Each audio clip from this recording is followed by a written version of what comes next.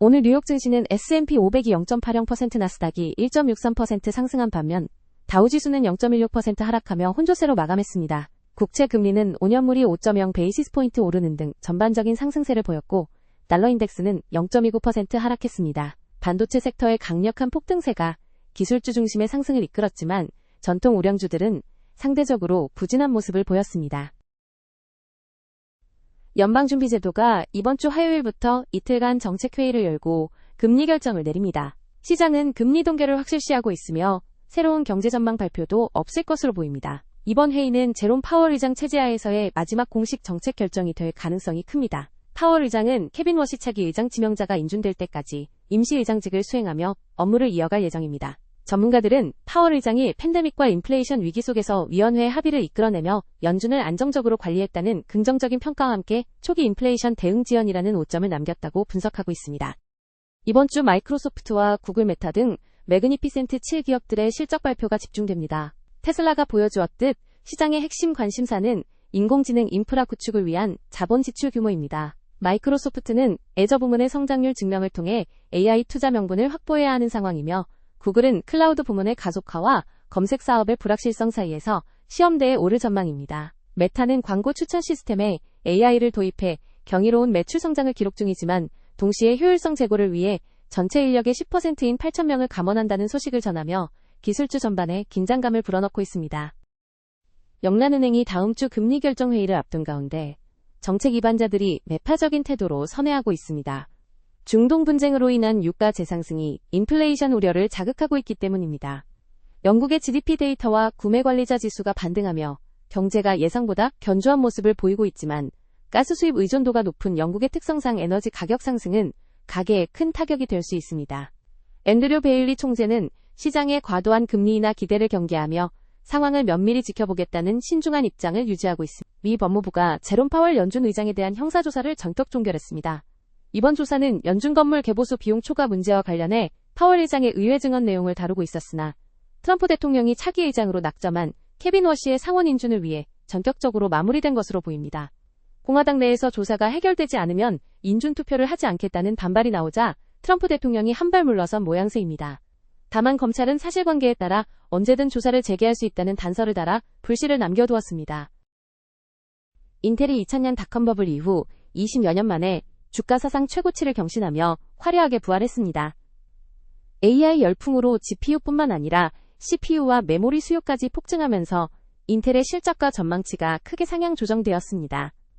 특히 과거의 자산 가치를 상각 처리했던 구형칩들까지 AI 인프라, 구축 수요 덕분에 팔려나가는 기현상이 벌어지고 있습니다. 파운드리 사업 또한 두 자릿수 성장을 기록하며 인텔이 AI 시대의 주요 수혜주로 다시 자리매김하고 있다는 평가가 나옵니다. 미국 정부가 이란과의 갈등 완화를 위해 스티브 위트코프 특사와 제러드 쿠슈너를 파키스탄으로 파견합니다. 이란 외무장관이 파키스탄 지도부를 만나기 위해 이슬라마바드에 도착한 시점에 맞춰 직접적인 대화 채널을 가동하려는 움직임입니다. 백악관은 이란 측이 대화를 희망하고 있으며 외교적 해결을 위해 모든 가능성을 열어두고 있다고 밝혔습니다. 이번 회담의 진전 여부에 따라 JD 벤스 부통령이 직접 파견될 가능성도 제기되며 중동 정세에 중대한 분수령이 될 전망입니다. 석유 대기업 BP가 연례 주주총회에서 경영진이 상정한 특별 결의안들이 부결되는 등 거센 주주 반발에 직면했습니다. 기후변화 대응 보고 체계를 간소화하려는 시도와 전자주주총회 개최 안건이 모두 무산되었습니다. 주주들은 BP가 재생에너지 사업에서 후퇴하고 기후활동가들의 제안을 묵살하는 등 기업 지배구조와 사회적 책임을 저버리고 있다고 비판하고 있습니다. 새로 취임한 맥오닐 최고 경영자가 석유와 가스 중심의 전략을 고수하고 있어 환경단체 및 연기금과의 갈등은 당분간 지속될 것으로 보입니다. 트럼프 가문의 암호화폐 사업인 월드리버티 파이낸셜이 핵심 후원자였던 저스틴 선으로부터 소송을 당했습니다. 저스틴 선은 월드리버티 측이 자신의 토큰 거래를 막아 자금을 묶어두고 추가 투자를 강요하며 갈취를 시도했다고 주장하고 있습니다. 이에 대해 에릭 트럼프 등 경영진은 근거 없는 소송이라며 강력히 반발하고 있습니다. 이번 사건은 트럼프 행정부와 암호화폐 업계 사이의 밀월 관계에 균열이 생기고 있음을 시사하며 투자자들의 우려를 낳고 있습니다. 애플의 팀 쿡 최고 경영자가 올해 말 은퇴를 발표하며 30년에 걸친 잡스 쿡 시대가 막을 내리게 되었습니다.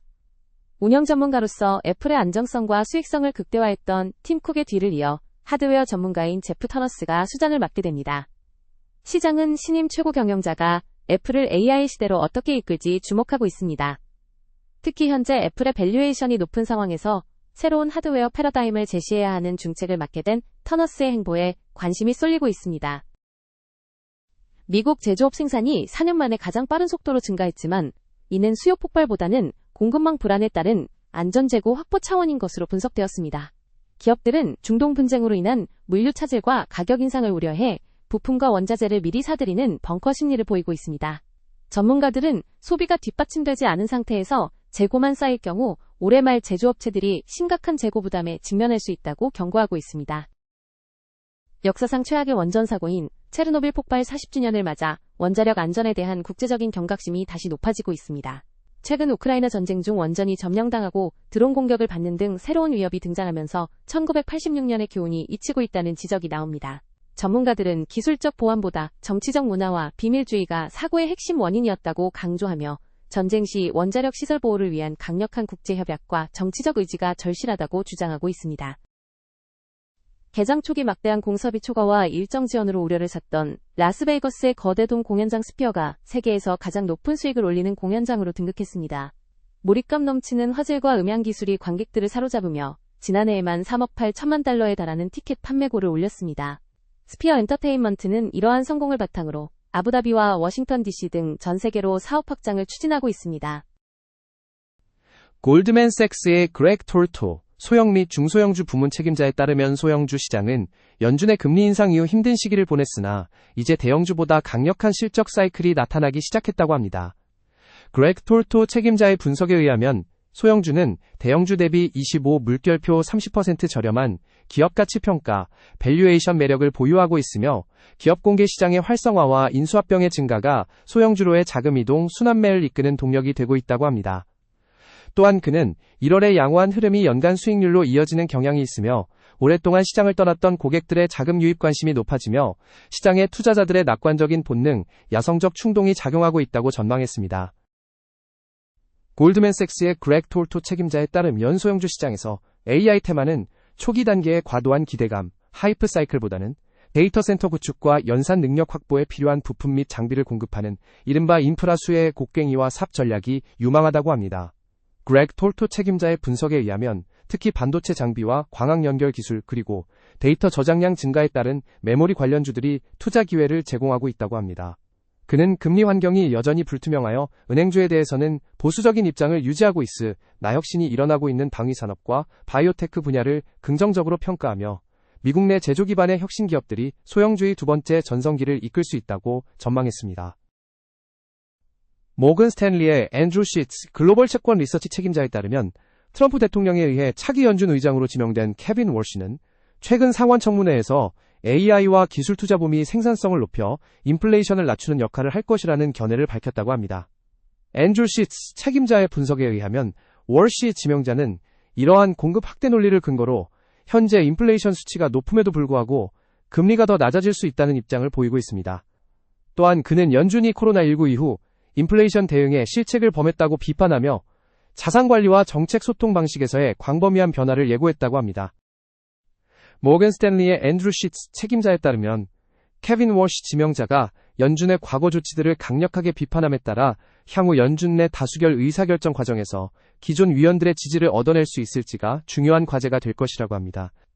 앤드루 시츠 책임자의 분석에 의하면 시장은 권력 이양기의 불확실성으로 인해 당분간 연준 정책의 변화가 완만할 것으로 예상하며 에너지 시장 혼란과 기업들의 실적 성장세에 더 집중하고 있는 상황입니다. 그는 1979년 이후 단 5명만이 거쳐간 연준 의장 자리에 6번째 인물이 등장하는 만큼 새로운 정책 기조가 시장에 미칠 영향을 면밀히 지켜볼 필요가 있다고 전망했습니다. 오늘 S&P 500 종목 중 가장 눈에 띄는 상승을 기록한 종목은 인텔입니다. 티커, 종목 코드, INTC인 인텔은 무려 23.60% 폭등하며 시장의 주인공이 됐고 뒤를 이어 AMD가 13.91%, 퀄컴이 11.12% 오르며 반도체 기업들이 상승률 상위권을 휩쓸었습니다. 반면 하락 종목으로는 차터 커뮤니케이션즈가 25.50% 급락하며 가장 부진했고 컴캐스트가 12.90%, HC, A 헬스케어가 8.77% 하락하며 통신과 의료 서비스 분야의 낙폭이 두드러졌습니다. 섹터별 흐름을 살펴보면 IT 섹터가 2.81% 오르며 압도적인 수익률을 기록했고 이미 소비재가 0.81% 소재 섹터가 0.21% 상승하며 그 뒤를 이었습니다. 반면 통신 섹터는 1.58% 하락하며 가장 저조한 성적을 거뒀고 헬스케어가 1.41% 산업재가 0.92% 하락하며 시장에 하방 압력을 가했습니다. 주요 국가별 ETF 수익률을 보면 한국 EWI가 2.64%로 가장 높은 상승폭을 보였고 중국 MCHI가 0.94%, 미국 SPY가 0.77%, 일본 EWJ가 0.29% 상승하며 주요국 모두 오름세로 마감했습니다. 전체 국가별 순위에서는 대만이 4.57%로 1위를 차지한 가운데 한국이 2.64%, 아랍에미리트가 2.05%로 상위권에 이름을 올렸습니다. 반면 인도네시아가 2.41% 하락하며 가장 부진했고 베트남이 1.25%, 이스라엘이 0.60% 하락하며 하위권에 머물렀습니다. 이번 주 주요 기업 실적 발표 일정입니다. 4월 21일 화요일에는 Chubb, United Health Group, Northrop Grumman, Vermont Industries 등의 실적 발표가 예정되어 있습니다. 4월 22일 수요일에는 NVR, Elevance Health, United Renters, CACI International 등의 실적 발표가 예정되어 있습니다. 4월 23일 목요일에는 First Citizens Bancshares Inc., Delaware, Ameriprise Financial, KLA, Betterware de Mexico SAPI de CV, Comfort Systems USA, Lockheed Martin, Aon, 체메드 등의 실적 발표가 예정되어 있습니다. 4월 24일 금요일에는 Charter Communications, HCA Healthcare 등의 실적 발표가 예정되어 있습니다.